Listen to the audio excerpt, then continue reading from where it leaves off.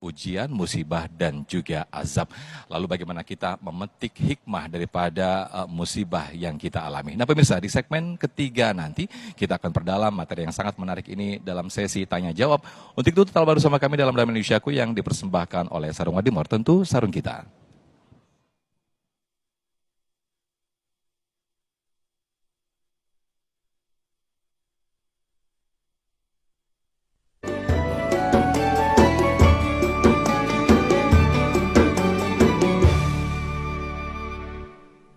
Dengan tema yang pada kesempatan sore hari ini, yaitu ketika banyak saudara-saudara kita yang ada di Bekasi khususnya sedang tertimpa musibah banjir.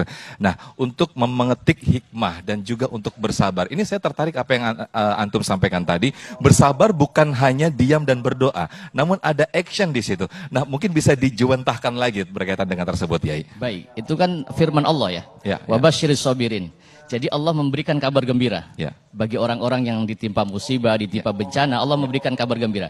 Kabar gembiranya itu wabasyiris sabirin. Gembirakanlah mereka dengan sabar. Nah, sabar itu bukan berarti diam.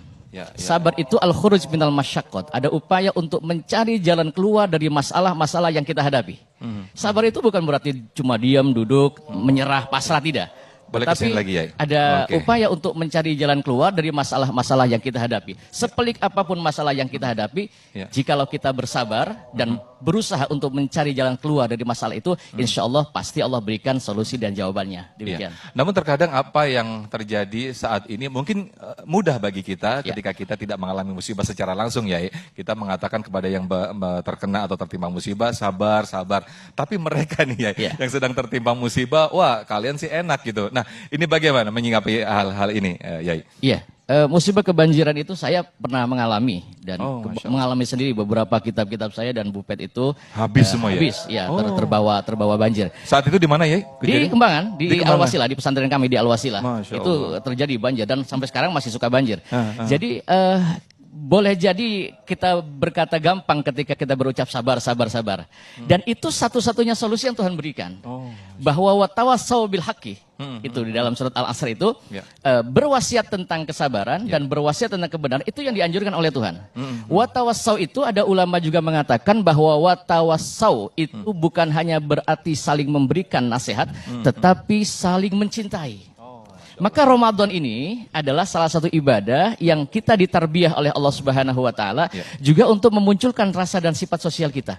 Agar kita bisa merasakan dengan puasa Ramadan kita tidak makan dan tidak minum, agar kita juga bisa merasakan bagaimana yang kawan-kawan dan saudara-saudara kita rasakan. Mereka tidak makan bukan karena mereka tidak mampu dan memang betul-betul tidak ada, sehingga memunculkan sifat sosial kita, dan ini ditarbiyah oleh Allah Subhanahu wa taala di Ramadan ini, Mas Sofyan. Mungkin tidak mudah ya ketika seseorang itu harus menghadapi musibah di tengah-tengah saat melakukan ibadah puasa.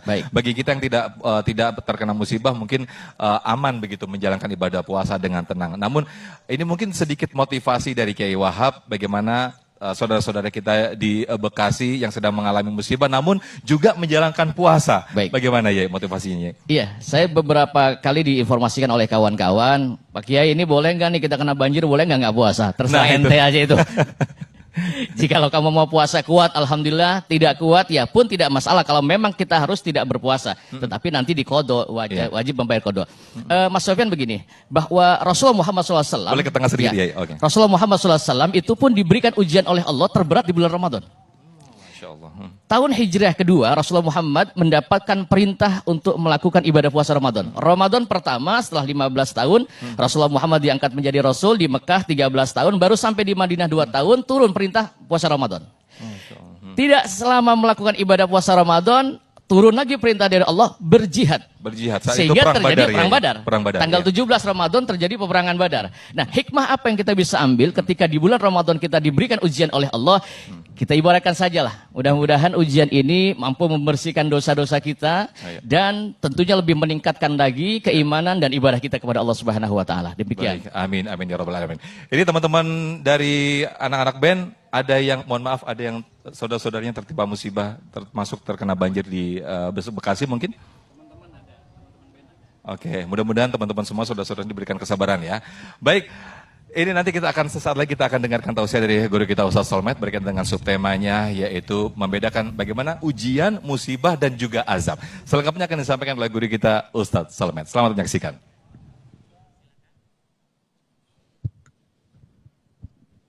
Bismillahirrahmanirrahim. Assalamualaikum